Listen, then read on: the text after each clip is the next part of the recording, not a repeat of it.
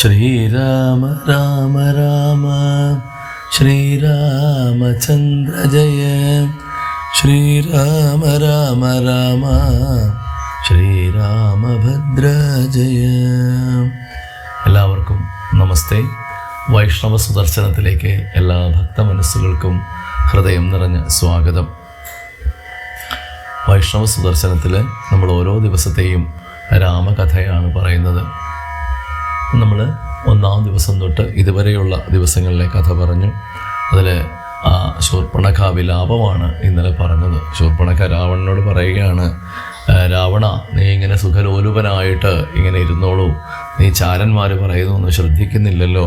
നമ്മുടെ രാജ്യത്തിൽ ധാരാളം ആൾക്കാർ പുറത്തുനിന്നൊക്കെ വരുന്നുണ്ട്, അവരൊക്കെ വലിയ ശക്തന്മാരാണ്, ഈ രാജ്യം അവർ ആക്രമിക്കും എന്നൊക്കെ പറഞ്ഞിട്ട് പറയുകയാണ്. ഇവിടെ ദശരഥൻ്റെ പുത്രനായിട്ടുള്ള ശ്രീരാമനും അതുപോലെ തന്നെ ആ ശ്രീരാമൻ്റെ അനുജനായിട്ടുള്ള ലക്ഷ്മണനും സീതയും കൂടെ ഇവിടെ വന്നിരുന്നു. പഞ്ചവടിയിലുണ്ട്. അവിടെ വളരെ മനോഹരിയായിട്ടുള്ളൊരു സ്ത്രീയാണ് സീത. ആ സീതയെ കണ്ടു കഴിഞ്ഞാൽ എന്താ പറയുക, ദേവസ്ത്രീകൾ പോലും നാണിച്ച് പോകും, അത്ര സുന്ദരിയാണ്. അതുകൊണ്ട് ആ സീതയെ കണ്ടപ്പോൾ എനിക്ക് നിൻ്റെ ഭാര്യ ആക്കി തരണം എന്ന് തോന്നി. അതുകൊണ്ട് ഞാൻ ആ സീതയെ പിടിച്ചുകൊണ്ട് പോരാനായിട്ട് അവിടെ ചെന്ന് ആ സീതയെ പിടിച്ചപ്പോൾ ആണ് അവരെന്നെ ഇങ്ങനെ എൻ്റെ ചെവിയും മൂക്കും എല്ലാം വെട്ടി എന്ന് പറയുകയാണ്. അപ്പോൾ അധ്യാത്മരാമായണത്തിലാണ് മൂക്കും സ്തനങ്ങളും വെട്ടി എന്ന് പറഞ്ഞിട്ടുള്ളത്. യഥാർത്ഥത്തിൽ വാൽമീകി രാമായണത്തിൽ പറയുന്നത്, വാൽമീകി രാമായണമാണ് ഇതിൻ്റെ മൂലം. അതിൽ നിന്നാണ് ഈ കഥകളെല്ലാം വന്നിട്ടുള്ളത്. അതിനകത്ത് മൂക്കും ചെവിയുമാണ് ലക്ഷ്മണൻ വെട്ടിയത്, അല്ലാതെ സ്ഥാനങ്ങളല്ല. സ്ഥാനങ്ങൾ സ്ത്രീയുടെ മാതൃത്വത്തിൻ്റെ സ്വരൂപമാണ്, അതിൻ്റെ പ്രതീകമാണ്. അതുകൊണ്ട് ലക്ഷ്മണൻ അങ്ങനെ ചെയ്തിട്ടില്ല. അപ്പോൾ നമ്മൾ ആരെങ്കിലും നമ്മളെക്കുറിച്ച് ഇങ്ങനെ പറയുകയാണെങ്കിൽ അതിന് കൃത്യമായിട്ടുള്ള മറുപടി നമുക്ക് കൊടുക്കാൻ സാധിക്കണം. പിന്നെ ഓരോരുത്തരും അവരവരുടെ ഭാവനയ്ക്കനുസരിച്ചിട്ടാണ് ബാക്കിയുള്ള കൃതികളൊക്കെ എഴുതിയിട്ടുള്ളത്. 3000 പരം രാമായണങ്ങൾ ലോകത്തിൽ നിലനിൽക്കുന്നുണ്ട്. അപ്പോൾ അതിൽ ഓരോരുത്തരുടെ ഭാവനയ്ക്കനുസരിച്ച് എഴുതിയിട്ടുണ്ട്. പക്ഷേ ഇതിൻ്റെ മൂലം എന്ന് പറയുന്നത് വാൽമീകി രാമായണമാണ്. വാൽമീകി രാമായണത്തിൽ അങ്ങനെ പറഞ്ഞിട്ടില്ല. അതുകൊണ്ട് അത് തന്നെയാണ് സത്യവും. അപ്പോൾ അങ്ങനെ ആ സ്ത്രീയെ നീ ഇങ്ങോട്ട് കൊണ്ടുവന്ന് ലങ്കയിൽ കൊണ്ടുവന്ന് നിനക്ക് ഭാര്യയാക്കുകയാണെങ്കിൽ വളരെ ഗുണങ്ങൾ നിനക്കുണ്ടാവും, അത്ര സുന്ദരിയാണ് അവൾ എന്നൊക്കെ പറഞ്ഞ് സീതയെക്കുറിച്ച് പറയുകയാണ്. അപ്പോൾ ഞാൻ അവളെ എടുക്കാൻ ചെന്ന സമയത്ത് അവരെന്നെ വധിക്കാനായിട്ട് വന്നു. അപ്പോൾ ഞാൻ ഖരദൂഷ തൃശ്രാക്കളായിട്ടുള്ള 14,000 പേരുമായിട്ട് ചെന്നു. അങ്ങനെ 14,000 പേരെയും ആ രാമൻ 3.25 നാഴിക കൊണ്ട് വധിച്ചു എന്ന് പറയുകയും, അപ്പോൾ അങ്ങനെയാണെങ്കിൽ അങ്ങനെ അത്രയും ക്രൂരന്മാരായിട്ടുള്ള ദുഷ്ടന്മാരുള്ള രാക്ഷസന്മാരെ ഈ 72 മിനിറ്റ് കൊണ്ട് 3.25 നാഴിക കൊണ്ട് വധിച്ചെങ്കിൽ അത് സാധാരണ ഒരു മനുഷ്യനായിരിക്കുകയില്ല രാമൻ. തീർച്ചയായിട്ടും അത് അദ്ദേഹം മഹാവിഷ്ണു തന്നെയാണ് രാമനായിട്ട് അവതരിച്ചത് എന്ന് രാവണൻ ഒരു നിഗമനത്തിലെത്തുകയാണ്.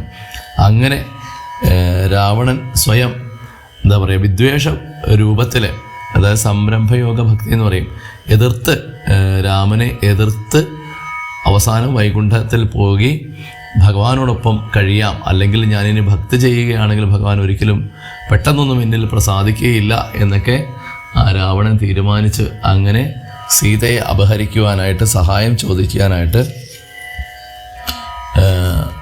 മാരീചൻ്റെ അടുത്ത് ചെന്നിരിക്കുകയാണ്.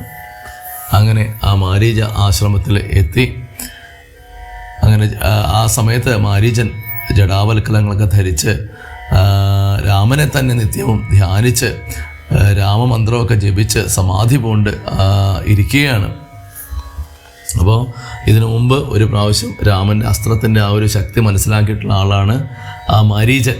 കാരണം എന്താ വെച്ചാൽ ഹോമം മുടക്കാൻ ചെന്ന സമയത്ത് സുബാഹുവിനെയും മാരീചനെയും ഭഗവാൻ സുബാഹുവിനെ വധിച്ചു. മാരീചൻ 1000 യോജന ദൂരെ കടലിൽ പോയി വീണു. ഭഗവാന്റെ അടുത്ത് വന്ന് അപേക്ഷിച്ചു. ഭഗവാൻ അഭയം കൊടുത്തു. മാരീചനെ വെറുതെ വിട്ടതാണ്. അതിൽ പിന്നെ ഭഗവാന്റെ ഭക്തനാണ് ആ മാരീചൻ. അങ്ങനെ ഈ രാവണൻ മാരീചൻ്റെ ആശ്രമത്തിൽ വന്നത് കണ്ട് ഉടൻ തന്നെ ആ രാവണനെ കണ്ട് ഉടനെ നമസ്കാരം ഒക്കെ കൊടുത്തു. അങ്ങനെ പൂജിച്ചു, യഥാവിധി കാര്യങ്ങളൊക്കെ ചോദിച്ചു, മനസ്സിലാക്കി. അപ്പോൾ എന്താണ് ഇതിന് കാരണം, വരാനുള്ള കാരണം എന്നൊക്കെ ചോദിക്കുകയാണ്. അപ്പോൾ പറയുകയാണ്, രാവണൻ പറയുകയാണ്,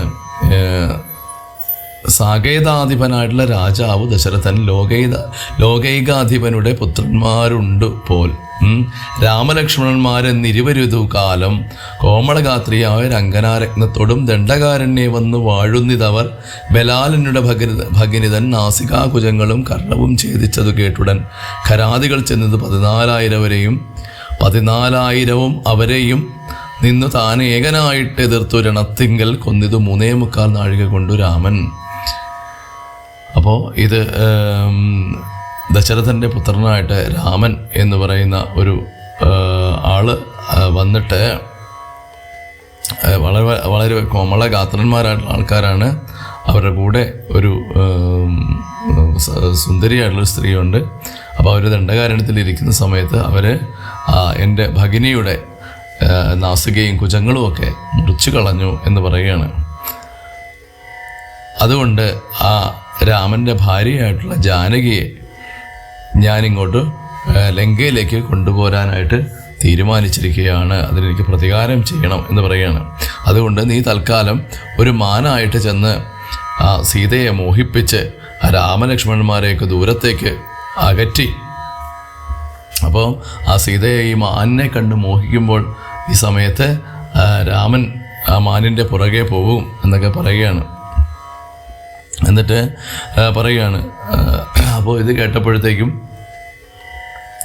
മാരീചൻ പറയുകയാണ്, ആരാണ് നിനക്ക് നിൻ്റെ മൂലനാശനം, അതായത് ഈ കുലത്തോടു കൂടിയുള്ള നിൻ്റെ നാശത്തിനുള്ള കാര്യം നിന്നോട് ആരാണ് പറഞ്ഞു തന്നത് രാവണ എന്നാണ് പറയുന്നത്. അപ്പോൾ ഇദ്ദേഹം പറഞ്ഞിരിക്കുന്നത്, നീ ചെന്ന് മാനായിട്ട് ചെന്ന് സീതയെ മോഹിപ്പിക്കണം.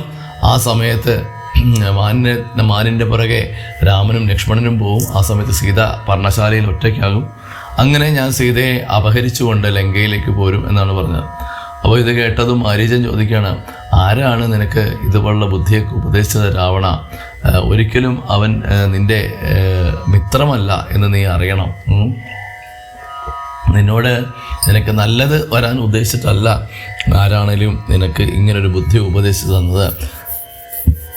നീ ഒന്നുകിൽ അവൻ നിൻ്റെ നാശം കാത്തിരിക്കുന്ന ശത്രുവായിരിക്കും, അല്ലെങ്കിൽ ഇങ്ങനെയൊന്നും നിനക്ക് ദുഷിച്ച ബുദ്ധിയൊന്നും നിനക്ക് ഉപദേശിച്ചു തരില്ല എന്ന് ആരാണ് പറയുന്നത്? മാരീചനാണ് പറയുന്നത്. നല്ലത് നിനക്ക് ഞാൻ ചൊല്ലുവാൻ കേൾക്കുന്നാകിൽ നല്ലതല്ലേതും നിനക്ക് തൊഴിലറിയുക നീ. അപ്പോൾ അതുകൊണ്ട് ഞാൻ നിനക്ക് പറഞ്ഞു തരുന്നതെല്ലാം നല്ല കാര്യങ്ങളാണ്. രാമചന്ദ്രനുള്ള ഭീതി കൊണ്ട് അകതാരിൽ ശ്രീരാമചന്ദ്രനുള്ള ആ ഒരു ഭയം കൊണ്ട് എൻ്റെ ഉള്ളിലെ മാമകെ രാജരത്ന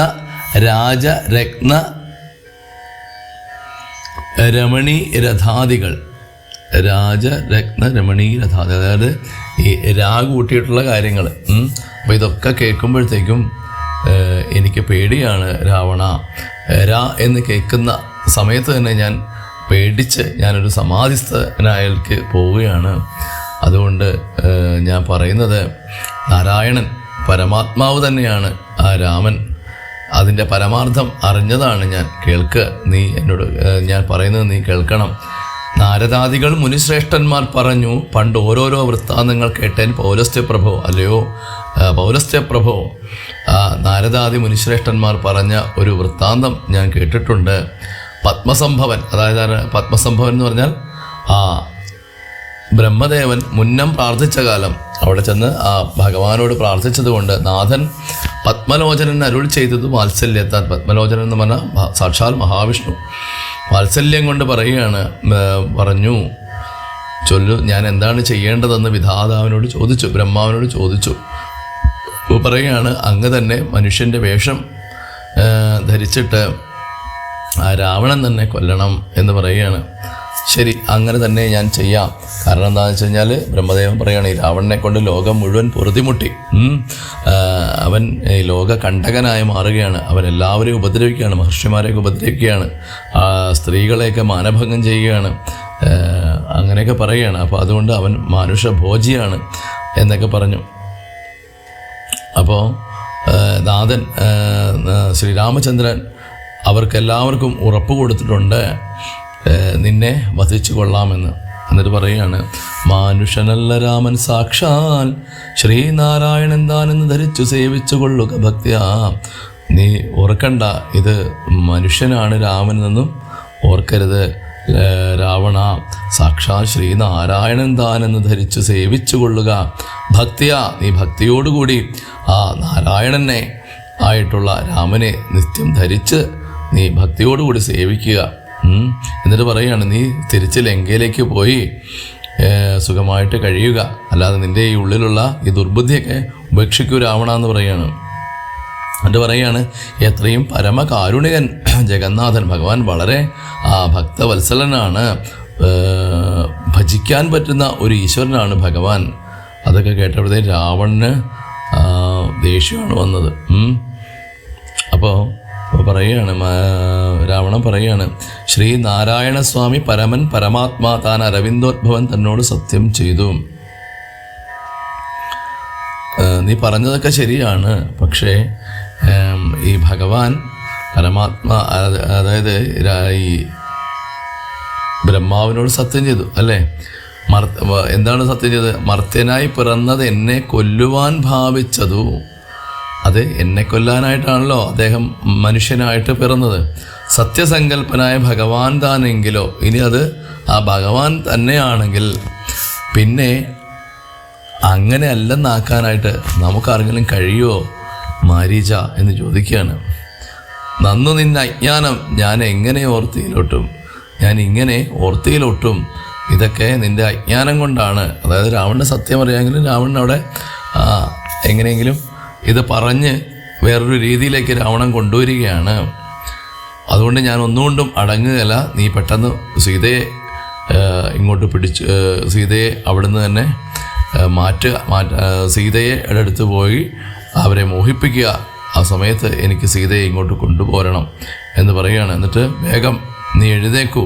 എന്നിട്ട് വേഗം ഒരു മാനിൻ്റെ രൂപത്തിൽ പൊന്മാനായി ചമഞ്ഞു ചെന്ന് എത്രയും അകറ്റുക രാമലക്ഷ്മണന്മാരെ. എത്രയും പെട്ടെന്ന് ഒരു പൊന്മാനായിട്ട് ചെന്നിട്ട് രാമലക്ഷ്മണന്മാരൊക്കെ അവിടുന്ന് വേഗം ആശ്രമത്തിൽ നിന്ന് പെട്ടെന്ന് മാറ്റാൻ പറയുകയാണ്. അപ്പോൾ ആ സമയത്ത് ഞാൻ തേരിൽ കൊണ്ട് സീതയെ തേരിലേറ്റി ഇങ്ങോട്ട് കൊണ്ടുപോരാം. ഇനി ഇതിനെന്തെങ്കിലും, ഇത്രയൊക്കെ നീ പറഞ്ഞു, അതൊക്കെ ഞാൻ ക്ഷമിച്ചു മാരീച. ഇനി നീ എന്തെങ്കിലും ഇതിനെ എതിർത്ത് പറയുകയാണെങ്കിൽ എൻ്റെ വാളുകൊണ്ട് ഇനി നിൻ്റെ അന്ത്യമായിരിക്കും സംഭവിക്കുന്നത്, അല്ലാതെ ഇനി ഞാൻ മറ്റൊന്നും നിന്നോട് സംസാരിക്കുന്നില്ല എന്ന് പറയുകയാണ്. അപ്പോൾ മാരീചൻ വിചാരിക്കുകയാണ്, എന്തായാലും മരണം ഉറപ്പായി. അത് ഒരു ദുഷ്ടൻ്റെ അസ്ത്രം അല്ലെങ്കിൽ ദുഷ്ടൻ്റെ കയ്യിൽ കൊണ്ട് മരിക്കുകയാണെങ്കിൽ നരകത്തിൽ പോയി വീഴും. അതിലും നല്ലത് ഭഗവാന്റെ കൈ കൊണ്ട് മരിക്കാം. അപ്പോൾ പിന്നീട് ആ ഭഗവാൻ എനിക്ക് മോക്ഷവും തരും എന്ന് മാരീചൻ സ്വയം വിചാരിക്കുകയാണ്. അപ്പോൾ അദ്ദേഹം പറയുകയാണ്, ശരി, അങ്ങനെയാണ് രാക്ഷസ രാജാവ് ആയിട്ടുള്ള രാവണ അങ്ങ് ആജ്ഞാപിക്കുകയാണെങ്കിൽ ഞാൻ എന്ത് വേണമെങ്കിലും ചെയ്യാം എന്ന് പറഞ്ഞിട്ട് നേരെ ശ്രീരാമൻ സാക്ഷാൽ ശ്രീരാമൻ പരിപാലിച്ചു കൊള്ളുക പോറ്റി.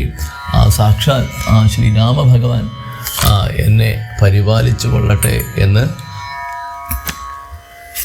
പറഞ്ഞുകൊണ്ട് അദ്ദേഹം അവിടെ നിന്ന് യാത്രയാകുകയാണ്. അങ്ങനെ വിചിത്രമായിട്ടുള്ളൊരു പൊന്മാനായിട്ട് മൃഗവേഷമൊക്കെ പൂണ്ട് അങ്ങനെ അങ്ങോട്ട് പോവുകയാണ്.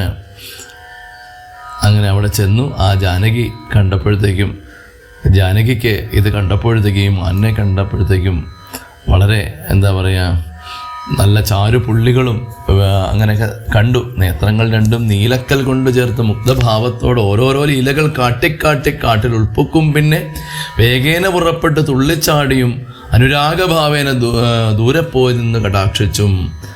അപ്പോൾ അങ്ങനെയൊക്കെ കാണിച്ചപ്പോഴത്തേക്കും ഈ മാനിൻ്റെ ഓരോരോ കളികളൊക്കെ കണ്ടപ്പോൾ സീതയ്ക്ക് അതിനെ കിട്ടിയാൽ കൊള്ളാമെന്നൊരാഗ്രഹം. അപ്പോൾ ആ രാഘവാശ്രമ സ്ഥലോപാന്തേ സഞ്ചരിക്കുമ്പോൾ രാഗേന്ദ്രമുഖി സീത കണ്ടു വിസ്മയം പൂണ്ടാൾ. രാവണ വിജേഷ്ഠിതമറിഞ്ഞു രഘുനാഥൻ ദേവിയോട് അരുൾ ചെയ്താൻ ഏകാന്തേ കാന്തേ കേൾനീ. അപ്പോൾ രാവണൻ്റെ മായയാണ് ഇതെന്നറിഞ്ഞ ആ ഭഗവാൻ ശ്രീരാമചന്ദ്ര മഹാപ്രഭു പറയുകയാണ്, സീതയോട് പറയണം, അല്ലയോ കാന്തേ, രക്ഷോനായകൻ നിന്നെ കൊണ്ടുപോവതിന്നിപ്പോൾ ഭിക്ഷുരൂപേണ വരും അന്തികേ ജനകജെ. ഇതെല്ലാം ഭഗവാൻ അറിയാം അല്ലേ.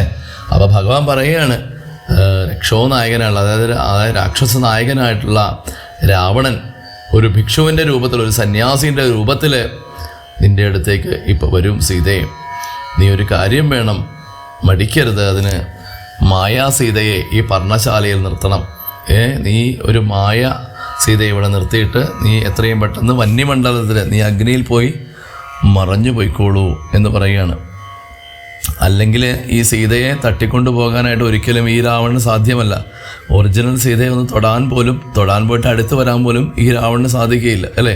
അപ്പോൾ അതുകൊണ്ട് ഈ രാവണനെ വധിക്കാൻ ഭഗവാന് കഴിയില്ല. അപ്പം ഇതെല്ലാം ഭഗവാന്റെ സങ്കല്പമാണ്. അപ്പോൾ അങ്ങനെ ആ എന്താ പറയുക, അഗ്നിമണ്ഡലത്തിലെ സീതയെ ഒളിച്ചു. അഗ്നിമണ്ഡലത്തിൽ സീത കയറിപ്പോയി. അങ്ങനെ എന്നിട്ട് പറയുകയാണ്, രാവണവധം കഴിഞ്ഞുകൂടുവോളം നീ ഇതിൽ തന്നെ വസിക്കുക എന്ന് പറയുകയാണ്.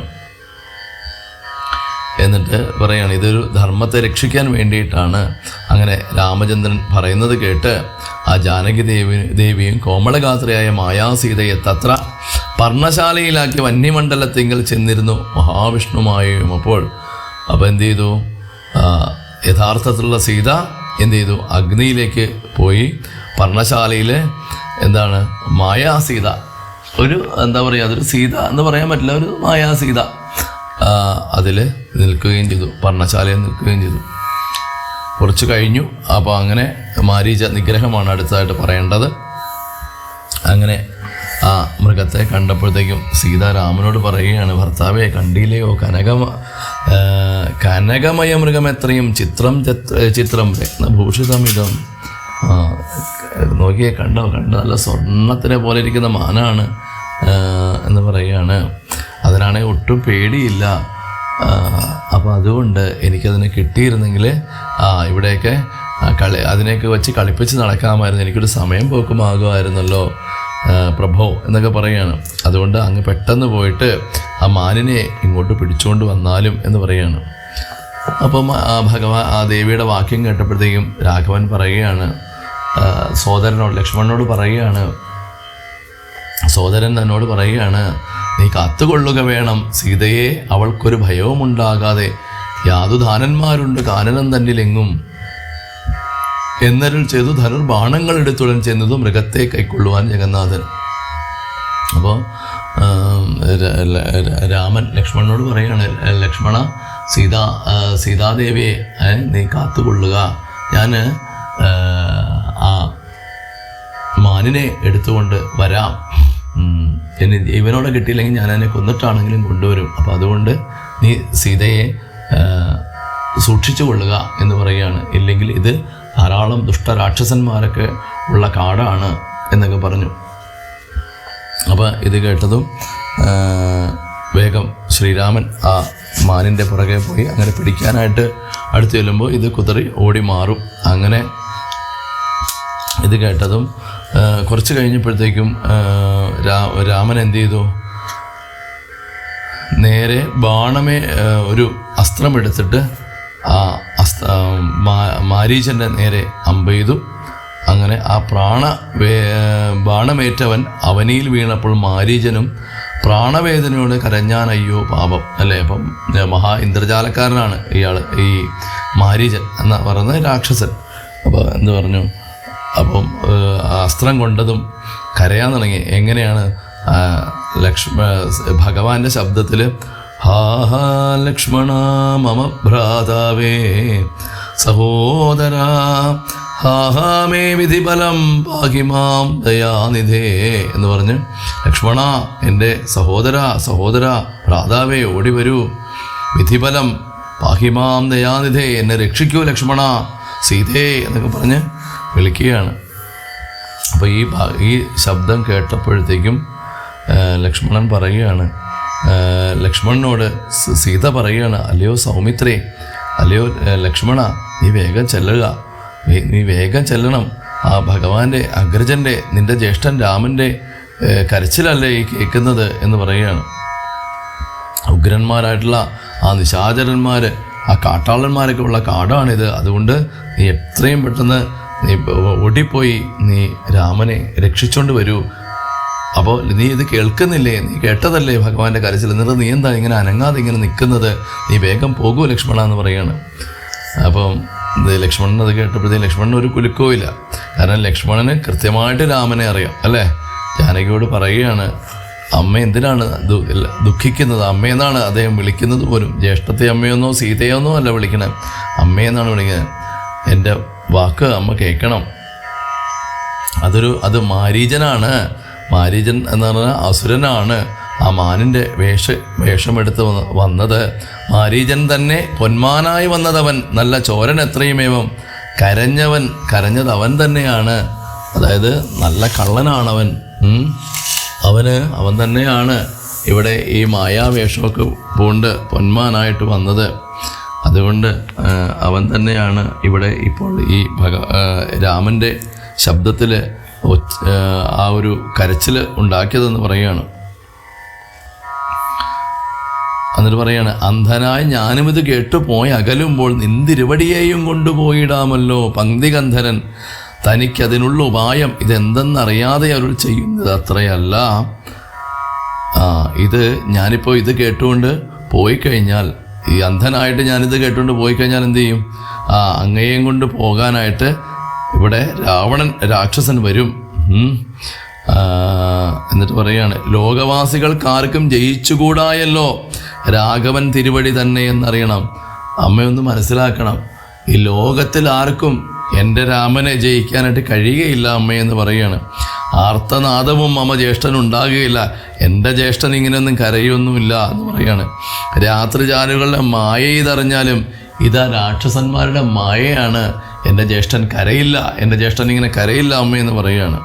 എന്നിട്ട് പറയുകയാണ്, വീണ്ടും പറയുകയാണ് ലക്ഷ്മണൻ, വിശ്വനായകനാണ് എൻ്റെ ജ്യേഷ്ഠൻ. ആ വിശ്വത്തിൻ്റെ നായകനായിട്ടുള്ള എൻ്റെ ജ്യേഷ്ഠൻ ഒന്ന് കോപിച്ചിടുക അരക്ഷണാൽ, ഒരു ക്ഷണം വേണ്ട, അതിൻ്റെ ഒരു സെക്കൻഡിൻ്റെ പകുതി മതി. ആ അരക്ഷണാൽ വിശ്വസംഹാരം ചെയ്യുവാൻ പോരുമെന്നറിഞ്ഞാലും എൻ്റെ ജ്യേഷ്ഠൻ ഒന്ന് കോപിച്ചു കഴിഞ്ഞാൽ അമ്മയ്ക്ക് അറിയോ, അതിൽ ഒരു അരക്ഷണം കൊണ്ട് ഈ ലോകം മുഴുവൻ ഇല്ലാണ്ടാക്കാൻ കഴിവുള്ള വ്യക്തിയാണ് എൻ്റെ ജ്യേഷ്ഠൻ. അങ്ങനെയുള്ള എൻ്റെ ജ്യേഷ്ഠൻ കരയില്ല അമ്മേ. ഇത് ഈ രാത്രിചാരികളായിട്ടുള്ള രാക്ഷസന്മാരുടെ വെറും എന്താ പറയുക മായയാണ്. അമ്മയെ ഇവിടുന്ന് തട്ടിക്കൊണ്ടു പോകാൻ വേണ്ടിയിട്ടുള്ള മായയാണ്, കള്ളമാണ് ഇതെല്ലാം അങ്ങനെ പറയുകയാണ്. അപ്പോൾ അങ്ങനെ വിശ്വനായകൻ കോപിച്ചിടുക അരക്ഷണാൽ വിശ്വസംഹാരം ചെയ്യുവാൻ പോരുമെന്നറിഞ്ഞാലും ആ ഭഗവാനൊന്ന് കോപിച്ചു കഴിഞ്ഞാൽ അരക്ഷണം കൊണ്ട്, ഒരു സെക്കൻഡിൻ്റെ പകുതി അല്ലേ, ഒരു ക്ഷണം പോലും വേണ്ട, അരക്ഷണം കൊണ്ട് ഈ വിശ്വം മുഴുവൻ ഇല്ലാണ്ടാക്കാൻ സംഹാരം ചെയ്യാൻ കഴിവുള്ള എൻ്റെ ജ്യേഷ്ഠൻ്റെ മുഖാമുഖത്തിൽ നിന്ന് ഇങ്ങനെ ദൈന്യനാദം ഭവിച്ചിടുന്നു. നാഥേ, എങ്ങനെയാണ് പിന്നെ ഇങ്ങനെ ഒരു ദൈന്യനാദം, ഇങ്ങനെ ഒരു കരച്ചിലുണ്ടാകുന്നത്? അത് ഒട്ടുമുണ്ട്, അത് അസംഭവ്യമാണ് അമ്മേ എന്ന് പറയുകയാണ്. അപ്പോൾ ഇതൊക്കെ കേട്ടപ്പോഴത്തേക്കും ശരിക്കും പറഞ്ഞാൽ സീതയ്ക്ക് ദേഷ്യമാണ് വന്നത്. എന്നിട്ട് ലക്ഷ്മണനോട് പറയുകയാണ്, രക്ഷോജാതിയിൽ അത്ര നീ ഉണ്ടായി നൂനം, നീ രാക്ഷസജാതിയിലാണോ ലക്ഷ്മണ നീ ജനിച്ചത്? നീ ഭ്രാതൃനാശനത്തിന് കാംക്ഷയാകുന്നു, നിന്റെ ജ്യേഷ്ഠൻ്റെ നാശമാണോ നീ ആഗ്രഹിക്കുന്നത് ലക്ഷ്മണ? തവ ചേതസ് ദുഷ്ടാത്മാവേ, ഞാൻ ഓർത്തിയില്ലയല്ലോ, നീ ഇത്ര ദുഷ്ടനാണെന്ന് ഞാൻ ഓർത്തില്ലല്ലോ ലക്ഷ്മണ. നിന്റെ ജ്യേഷ്ഠൻ്റെ നാശമാണോ നിന്റെ ആഗ്രഹം? എന്നിട്ട് പറയാണ്, രാമൻ്റെ നാശം കാത്തുകൊണ്ടാണ് നീ ഇവിടെ നിൽക്കുന്നത് എന്ന് എനിക്കറിയാം. മാത്രമല്ല നിനക്ക് എന്നെ ഇത് കഴിയുമ്പോഴത്തേക്കും ഭരതൻ്റെ കൈ കൊണ്ട് കൊടുക്കാമെന്നൊക്കെ നീ വിചാരിക്കുന്നുണ്ടാകും. കൂടെ പോകുന്നത് നീയും. അപ്പം ആ ഭരതൻ്റെ നിയോഗത്താലാണ് നീയും ഇങ്ങോട്ട് കൂടെ വന്നത്. രാമന് നാശം വന്നാൽ ഗൂഢമായി എന്നെയും കൊണ്ടങ്ങ് ചെല്ലുവാൻ നൂനം. രാമന് നാശം ഉണ്ടായിക്കഴിഞ്ഞാൽ ആ ഭരതന് കൊണ്ട് കൊടുക്കാനായിട്ട് നിന്നെ ഏൽപ്പിച്ചിരിക്കുന്നതാണ് ഭരതൻ. എന്നിട്ട് പറയാണ്, എന്നുമേ നിനക്കെന്നെ കിട്ടുകയില്ല, താനും ഇന്നു പ്രാണത്യാഗം ചെയ്യുവാൻ ഞാൻ അറിഞ്ഞാലും. അപ്പോൾ പറയുകയാണ്, അങ്ങനെയാണെങ്കിൽ നിനക്ക് എന്നെ കിട്ടുകയില്ല, നിനക്കെന്നെ തൊടാൻ പോലും സാധിക്കുകയില്ല ലക്ഷ്മണ. ഞാൻ ഇപ്പം തന്നെ എൻ്റെ പ്രാണനെ ഞാൻ ഈ കാട്ടിൽ വെച്ച് തന്നെ ത്യജിക്കുന്നതാണെന്ന് പറയുകയാണ്. എന്നിട്ട് വീണ്ടും പറയുകയാണ്, ഭാര്യാഹരണോദ്യതനായ നിന്നെ സോദരബുദ്ധ്യ ധരിച്ചീല രാഘവനേതും. നിന്നെ അദ്ദേഹത്തിൻ്റെ ഭാര്യയായിട്ട് എന്നെ നീ തട്ടിക്കൊണ്ടു പോകാൻ ഇരിക്കുകയാണെന്ന് അറിയാതെയാണല്ലോ നിന്നെ സഹോദരനെ അങ്ങനെയുള്ളൊരു സഹോദരനെയാണല്ലോ രാഘവൻ, ആ രാമൻ ഇത്രയും സ്നേഹിക്കുന്നത്. എന്നിട്ട് പറയുകയാണ്, രാമനെ ഒഴിഞ്ഞ് ഞാൻ മറ്റൊരു പുരുഷനെ രാമപാദങ്ങളാണ് തീണ്ടുകയില്ലയല്ലോ. രാമനെ ഒഴിച്ച് മറ്റൊരു പുരുഷനെ എൻ്റെ കൈകൊണ്ട് ഞാൻ തൊടുക പോലുമില്ല എന്ന് പറയാണ്. ഇത്തരം വാക്കു കേട്ട് സൗമിത്രി ചെവി രണ്ടും സത്വരം പൊത്തി അവളോട് ലക്ഷ്മണസ്വാമിക്ക് ഇത് കേൾക്കാൻ കഴിയുന്നില്ല. ലക്ഷ്മണൻ ആരാണ്? ത്യാഗധരനാണ് അല്ലേ?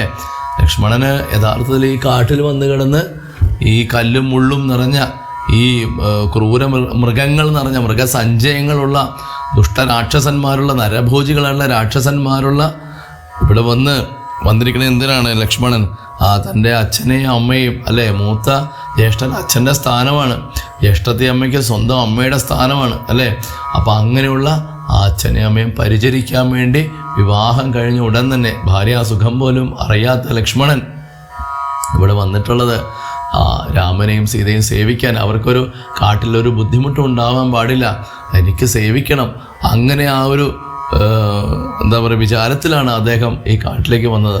ശരിക്കും 14 വർഷമാണ് അദ്ദേഹത്തിൻ്റെ ജീവിതത്തിൽ ഏറ്റവും തുടുത്ത യൗവനമുള്ള ആ 14 വർഷമാണ് ലക്ഷ്മണൻ്റെ ജീവിതത്തിൽ ഹോമിച്ച് ലക്ഷ്മണൻ തീർക്കുന്നത്.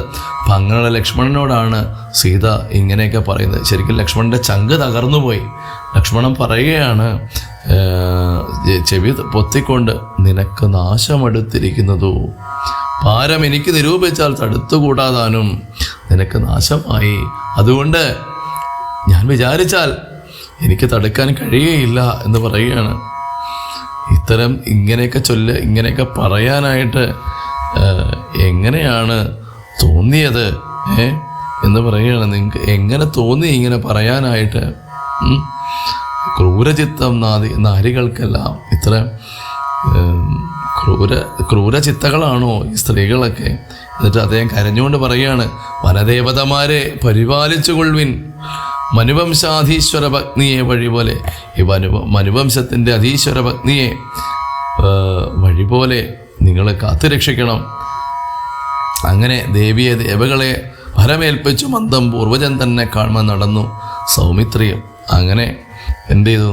ആ വനദേവതമാരെയും ഒക്കെ ഏൽപ്പിച്ചിട്ട് അദ്ദേഹത്തിൻ്റെ ജ്യേഷ്ഠനെ കാണാനായിട്ട് അങ്ങോട്ട് അദ്ദേഹം ആ കാട്ടിലേക്ക് പോവുകയാണ്. അങ്ങനെ അപ്പോഴാണ് രാവണ ആഗമനവും സീതാപഹരണവും നടക്കുന്നത്.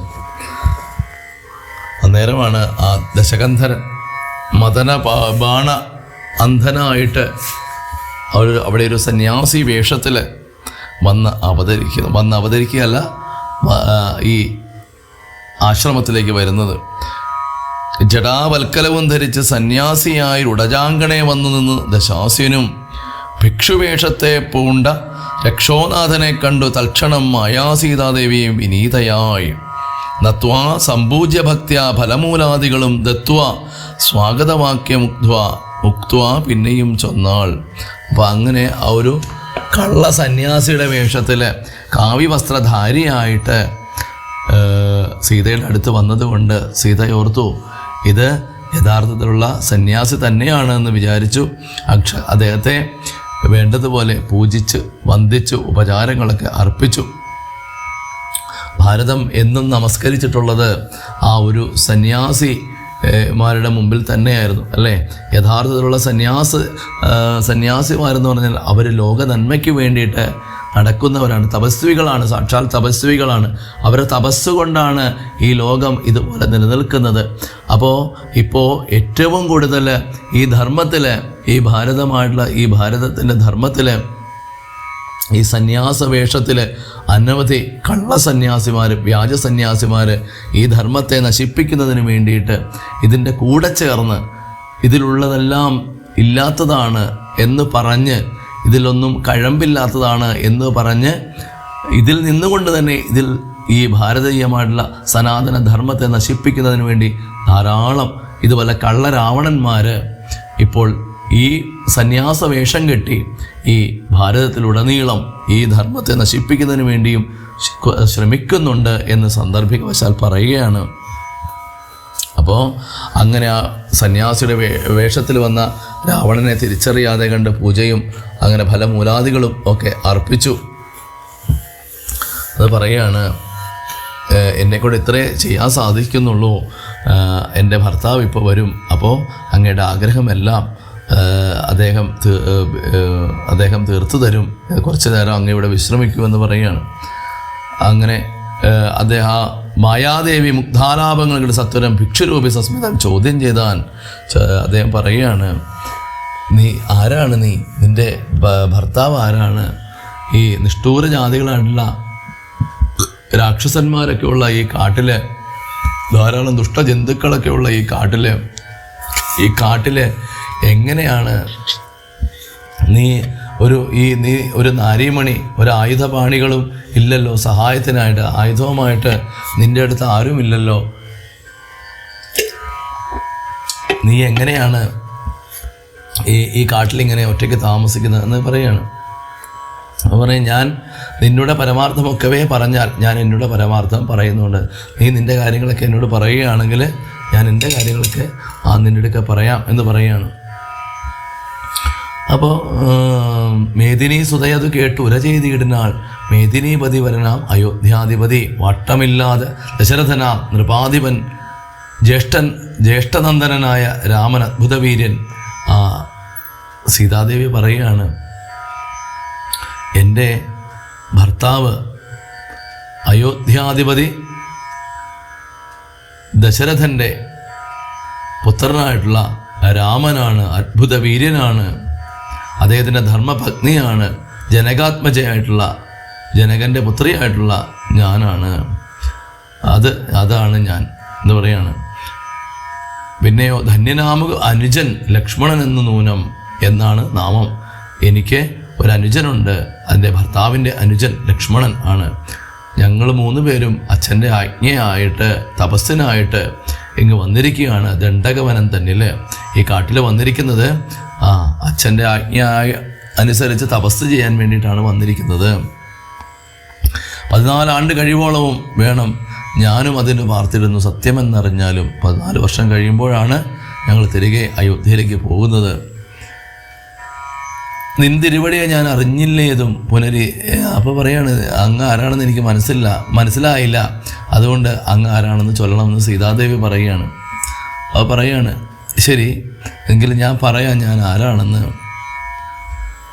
പൗലസ്ത്യതനയനാം രാക്ഷസ രാജാവ് ഞാൻ, ത്രൈലോക്യത്തിങ്കൽ എന്നെ അറിയാതെയുള്ളൂ. ആരാണ് എന്നെ അറിയാത്തത്? നിർമ്മലെ കാമ പരിതപ്തയായി ചമഞ്ഞു ഞാൻ, നിന്മൂലം അതിനു നീ പോരണം മയാസാകം. അതായത് എന്താ പറയുക, പൗലസ്ത്യതനയനായിട്ടുള്ള രാക്ഷസ രാജാവാണ് ഞാൻ. ലോകത്തെങ്കിലും ഈ 3 ലോകത്തിലും എന്നെ അറിയാത്തതായിട്ട് ആരുമില്ല. അതുകൊണ്ട് നീ എൻ്റെ കൂടെ പോരണം, താമസിക്കേണ്ട.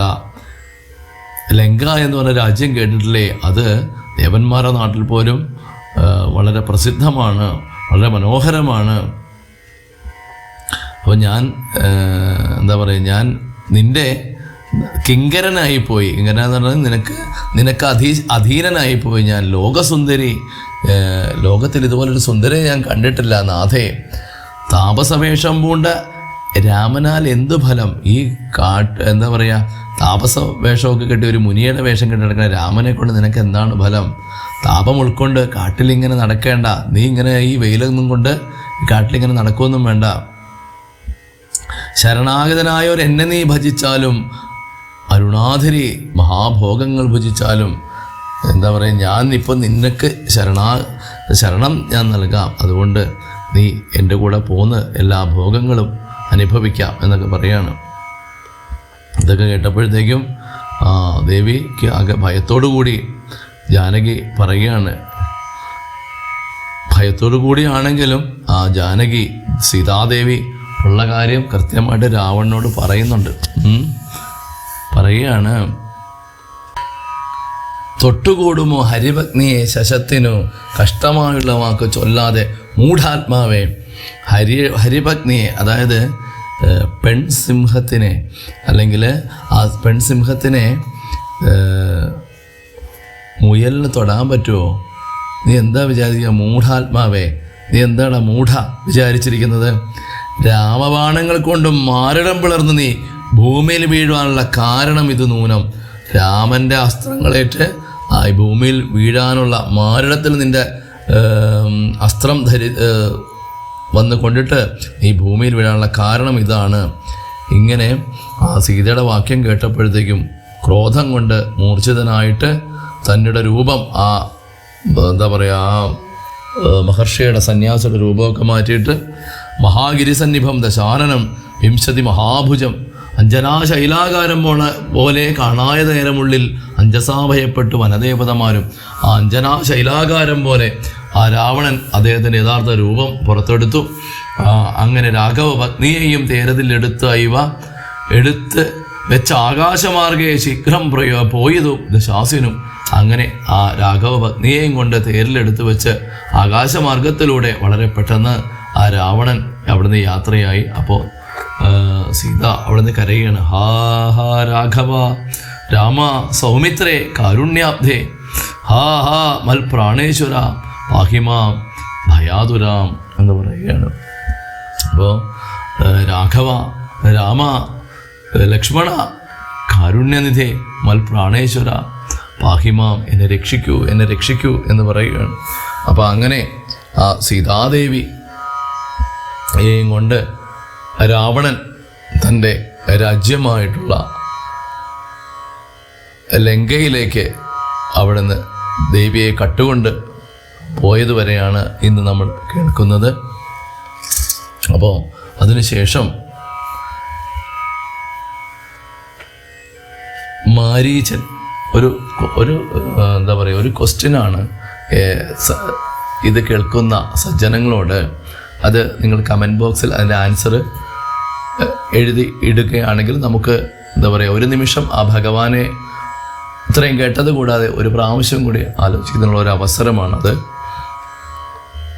മാരീചനെ എന്ത് രൂപത്തിലാണ്, ഏത് മൃഗത്തിൻ്റെ രൂപം സ്വീകരിച്ചിട്ടാണ് മാരീചൻ രാമനും സീതയും കൂടെ ഇരുന്ന സമയത്ത് അവരുടെ അടുത്തേക്ക് വന്നത് എന്നുള്ളത് നിങ്ങൾ കമൻറ്റ് ബോക്സിൽ കമൻ്റായിട്ട് എഴുതിയിടുക.